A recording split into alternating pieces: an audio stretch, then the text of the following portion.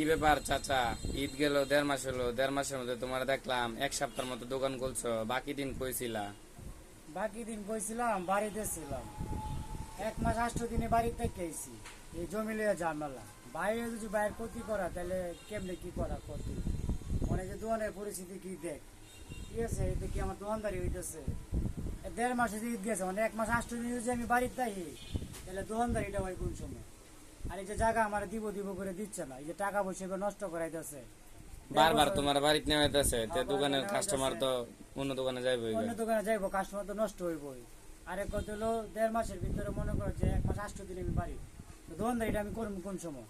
তে বায়ে বায়ে জায়গা বুঝাই দিব, এই বায়ে বায়ে জায়গা বুঝাই দিলে কি 1.5 বছর লাগে জায়গা বুঝাই দিলে? আমার তো কথা এটা 1.5 বছর লাগেও না, আর বাইরের কোনো লুকেও লাগে না। এই যে নিজের পেটে বিছে থাকলে সবই হয়। মানে আপনারা কমেন্ট বক্সে জানাবেন।